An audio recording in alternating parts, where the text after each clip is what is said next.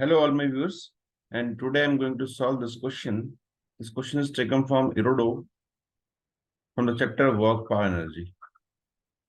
The question number 148. The question is saying a small bar A resting on a smooth horizontal plane is attached by a thread to a point P. तो ये thread से attach है, ये दिख रहा है आपको. By means of a weightless pulley, ये एक weightless pulley है, to a weight B possessing the same mass, दोनों का मास सेम है. मतलब बार का और इस ब्लॉक बार जो बार बोला गया उस ब्लॉक का मास सेम है. Beside the bar is also attached to a point O by means of a light non-deformed spring of length L0. तो एक स्प्रिंग से अटैच है जो कि अनडिफॉर्म्ड है, मतलब इसमें कोई भी इलोंगेशन या कंप्रेशन नहीं है. नाउ इसका वो स्प्रिंग कांस्टेंट गिवन है, मतलब ये के है, ये के गिवन है हमको. Where m is the mass of bar. The thread PA having been burned, इसको बर्न कर दिया, जला दिया गया. द बार स्टार्ट मूविंग, तो बार नीचे इस तरफ मूव करना स्टार्ट किया इसने.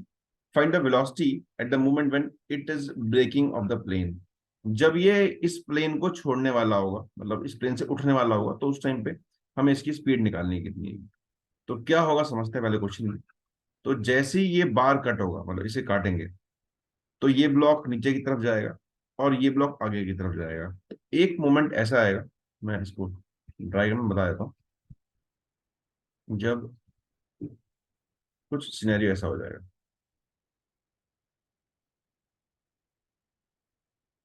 मतलब इसने कुछ डिस्टेंस मूव कर लिया होगा, लेट से ये डिस्टेंस हमको, इसको हम आर बोल देते हैं, और इस डिस्टेंस को बोलते हैं एल डैश, और इस एंगल को मान लेते हैं थीटा. दैट मीन्स इस इंस्टेंट पे ये जो बार है ये कांटेक्ट लूज करने वाली होगी. It is breaking off the plane, मतलब प्लेन छोड़ने वाली होगी. दैट मीन्स कि कांटेक्ट लूज कर देगा ये जो बार आपको दिख रहा है. तो कांटेक्ट लूज करने की कंडीशन देखते हैं क्या होती है. तो इस टाइम मान लेते हैं कि जो स्प्रिंग की लेंथ इनिशियल थी L0, अब कितनी होगी एल डैश. तो दिस विल बी कुछ समथिंग L0 प्लस एक्स मान लेते हैं. यहाँ पे एक्स क्या है, एक्स हेयर इज इलोंगेशन. तो पहले लेंथ थी L0, अब L0 प्लस एक्स हो गई, एक्स इलोंगेशन हो गई. तो स्प्रिंग फोर्स लगेगी इस पे कुछ इस तरफ, दैट इज के एक्स. एक कंपोनेंट ऊपर होगा इसका, के एक्स कॉस थीटा. एक नॉर्मल होगा और एक नीचे की तरफ वेट होगा इसके पास. At the time of losing contact, at the time of losing contact, k x cos theta must be plus n equal to m g. और उस टाइम ये नॉर्मल जीरो हो जाएगा जब कॉन्टैक्ट लूज करने वाला होगा. दैट मीन्स कि यहां से हम निकाल सकते हैं, के की वैल्यू पुट कर सकते हैं 5 mg बाई L0. ये हमें गिवन है, ये x cos theta is equal to m g. तो इसमें मिल जाएगा कि x cos theta is equal to L0 by 5. Now अब हम इससे फर्दर और चीजें निकाल सकते हैं, जैसे कि हमें पता है कि ये लेंथ जो आपको दिख रही है स्प्रिंग की, जो स्प्रिंग की जो अभी लेंथ है, और ये है L dash and this is L0, और ये एंगल थीटा है. तो मैं बोल सकता हूँ कि भाई L dash cos theta equal to L0 होगा. दैट मीन्स एल डैश की वैल्यू जो है that is L0 plus x, ये cos theta is equal to L0 है. That means L0 cos theta plus x cos theta equal to L0 है. L0 cos theta plus ये L0/5 है, ये निकाला है आपने, इक्वल टू L0. तो कॉस थीटा निकल के आएगा 4/5.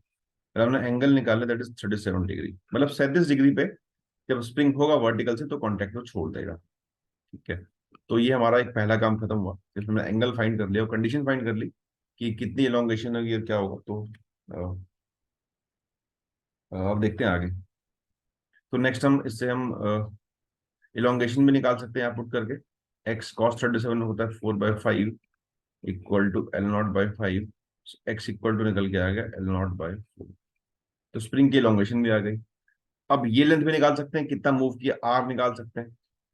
आर क्या हो जाएगा, अगर ये लेंथ L0 है then R will be equal to L0 tan theta. That means this is equal to 3/4 L0. तो हम ये भी निकाल लिया कि ये ब्लॉक कितना आगे की तरफ मूव करेगा, ये कितना आगे जाएगा, क्योंकि ये जितना आगे जाएगा उतना ही ये ब्लॉक नीचे आएगा, तो ये भी ब्लॉक नीचे आ रहा होगा। ओके, नाउ हम क्या करते हैं, हम सब कुछ फाइंड कर लिया है, तो नाउ वेलोसिटी निकालनी है, तो अब अप्लाई करते हैं work energy theorem. That means कि work done by all the forces, tension, spring force, normal, mg, जितनी फोर्सेस हैं, equal to change in kinetic energy. अब देखते हैं किस किस ने कितना काम किया। तो टेंशन तो हम जानते हैं कोई काम करते नहीं है, बिकॉज टेंशन जो लग रही है दिस इज इंटरनल फोर्स होगी, जितनी इस पे करेगी अपोजिट पे करेगी, तो टी का वर्क डन तो जीरो ही होगा। नॉर्मल कुछ काम करेगी नहीं, बिकॉज नॉर्मल इस ब्लॉक पे लग रहा है ऊपर की तरफ, और हमें निकालना है कॉन्टैक्ट छोड़ने तक, तब तक तो ये ब्लॉक आगे की तरफ मूव कर रहा है और नॉर्मल परपेंडिकुलर है, तो ये भी कुछ काम करेगा नहीं। काम करेगा स्प्रिंग फोर्स, काम कितना करता है, माइनस हाफ के इंटू एक्स स्क्वायर। अब बात करते हैं वेट की। वेट, इस पे वेट ने कुछ काम किया नहीं होगा, क्योंकि वेट लग रहा है इसका नीचे और ये ब्लॉक जा रहा है आगे, एंगल 90 है, तो सारा वर्क वेट ने इस पे किया होगा, इस ब्लॉक पे, वो होगा that is equal to mgr, and this is equal to final half m v square two times, because दोनों एक ही रस्सी से कनेक्टेड है। दैट मीन्स कि अगर इसकी स्पीड इस तरफ v है, तो इसकी स्पीड भी इस तरफ v होगी, कॉन्टेक्ट छोड़ने तक तो सेम स्पीड से चलेंगे, क्योंकि एक ही रस्सी है, और इनिशियली वॉज जीरो। ना उसको फिर पुट करते हैं और फर्दर सॉल्व करते हैं। तो this is equal to minus half k is 5 mg by L naught, x is L naught square by 16 plus mg 3 L naught by 4 equal to mv square। m से m सारे cut गए, and this is g L naught 3 by 4 minus 5 by this, and root में कर सकते हैं इसको, equal to v, that means v equal to under root g L naught 32, 24 minus 5, that is 19 by 32 GL naught, and this is the final answer of this question। तो हमने इसको step wise किया, पहले हमने कंडीशन निकाली contact छोड़ने की, उस टाइम इलोंगेशन निकाली, डिस्प्लेसमेंट्स निकाले, then finally we applied work energy theorem और हमको ये आंसर मिल गया। सो आई बिलीव कि आप लोग क्लियर होगा। Thanks for watching.